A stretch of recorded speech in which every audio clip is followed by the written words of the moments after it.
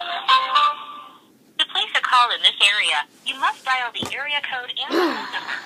For assistance, please dial 611 or dial 1-800-331-0. What's up, y'all? This one I'm really excited about to do. If I can get this off. Freedom. Alright, as you can see in the description, I'm doing the Scream series. And I have to describe 4 movies. Yep, that's right, 4 movies. Ask. I've always been a fan of it since I was little. You know, it scared the hell out of me then. It doesn't even scare me as much as it used to. Yeah, I got my little buck knife and just toss that to the side. Alright, let's get right to it. Scream 1 I got right here. But the thing is, I do not own 2 and 3. But I do have the last movie that they did make, that Wes Craven did make. Scream 4. You know, and some people like it, some people don't. Alright. Let's see. Takes place in a little town. Let's, you know, and let's see. I got it. Look at my notes. It's not gonna take that long. Alright, let's see who's all in this movie. You got Neve Campbell, David Arquette, Courtney Cox, Matthew Lillard, Rose McGowan, Skeet Ulrich, and Drew Barrymore. And now note to self. Note to y'all. Drew Barrymore, if you have never seen this movie, she is only in it for, you know, maybe 4 minutes. She is the first victim. She was originally supposed to play Neve Campbell's part, which is Sidney Prescott, but instead she, you know, turned it down and gave it to her because, you know, she's already kind of big and everything. She was already big around that time. So she figured she'd give it to somebody else who, you know, maybe should be in the spotlight. Okay, you know, the only really gruesome scene I can think of is the first 5 minutes, and that's it. Other than that, everything else is just, not that much. Let's see. In the first one, you know, you find out how, like, all the murders are not exactly connected that well. Well, they kind of are and they kind of not. The first one, you don't really understand until later. But then, you get to know Sidney Prescott, the main character in the first one. Her mother died a year before all this type of stuff happened, and she kind of finds out later that she may have put an innocent man in jail, and the entire time they think it's him, but then it turns out not to be him because he's still in prison. But then, you know, but the answer is, like, right in front of her the entire time. Now, note to self, note to y'all, this came out in 1996. Not everyone had a fucking cell phone then, so all you high school kids and middle school kids that have cell phones nowadays, some of y'all may know this, and I'm not trying to be mean, but some are beyond ignorant in thinking that everyone always had cell phones. Around that time, when this one came out, not everyone has a cell phone. And not only that, we didn't even have caller ID, you know, or, you know, star 67, all that type of crap at that time. I'm about to be 24 on Friday, and yeah, it's, I can remember those days like yesterday, and it's kind of crazy.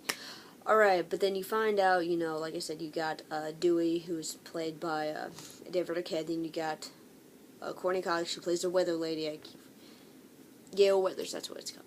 And then Tatum, who is Dewey's sister, and I forgot, Rose McGowan, yeah, that's it. And then, you know, you got Randy, he is the video nerd, and that kind of reminds me of myself, because he knows how to survive and all that type of stuff. And then pretty much you always think back, maybe it's this person, maybe it's that person, maybe it's this one.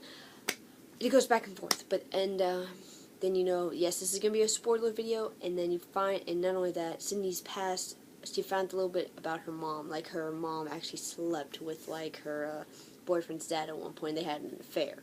All that type of good stuff. Or bad stuff, whatever. Then, you know, and you find out later that it's actually Billy who has a grudge on it, her boyfriend. So that's kind of why he kind of goes nuts. And not only that, you find out why they did the other murders and all that type of stuff. And then the movie ends. That's literally it. That's literally Scream. Second one, they make a movie this is a movie in a movie one.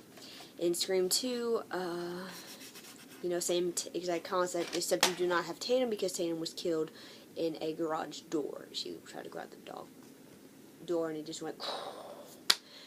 So, anyway, you don't have a few characters, you know, you don't, not only that, and note, here's another note, in the first one, you think it's her dad, but it's not, it's her, you know, it's put that in there. Back to the second one. Different types of murders happened in there, all that again, except this time Sydney's in college, and let's see, she has color, and Caller ID just came out when around the time they made this movie. Let's see, of course Billy's dead because Sydney actually shot him in the head in the first one. Stu, his best friend, is dead because she threw a TV on him in the first one. So pretty much all you have left is Sydney, Gail, Dewey, her dad, and then that's pretty much it. And then, like I said, and of course, and Randy, because the video nerd. You try to fit, all the random phone call stuff happens, I'm not gonna lie, but my phone is actually ringing in the living room. I'm not gonna answer it. So, anyway. Yeah, I'm not gonna answer that. Anyway, sorry, I cannot concentrate when there's noise going on. That is my biggest issue. So anyway, like I said, pretty much, this is probably something I should have explained, but in each movie, they always ask you, what's your favorite scary movie? And it's like a quiz. I'll be like, okay, what is your favorite scary movie?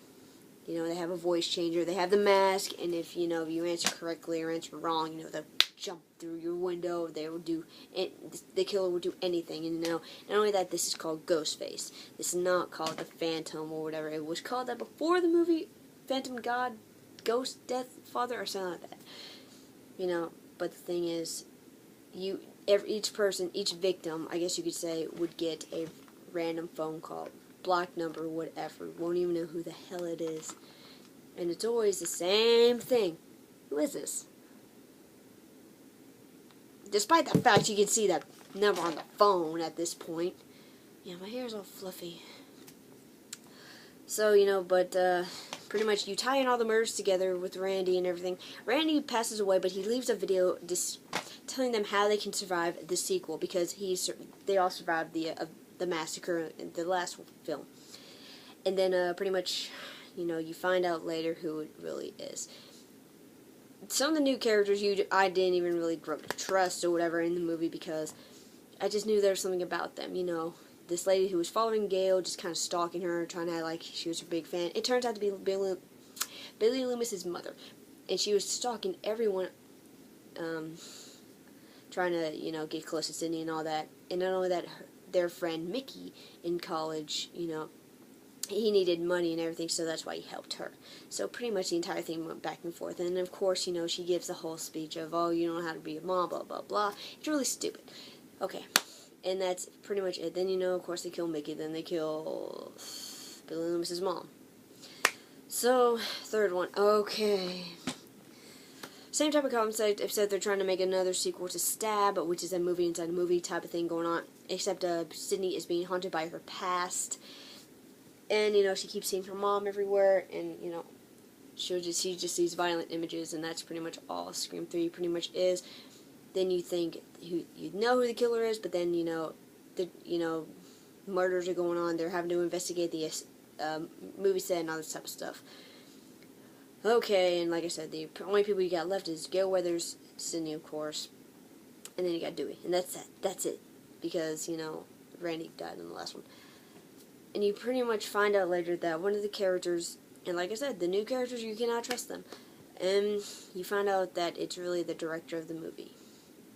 He turns out to be like her half-brother. It's kind of messed up because he's also Billy Loomis's brother.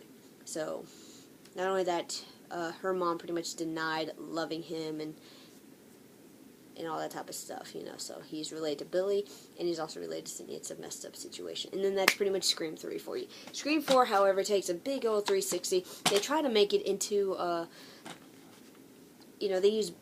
You can't use the same concept like you did in the first one, because it's highly impossible to make prank calls anymore of any kind. So, like I said, you got all these new characters right here, and you got her.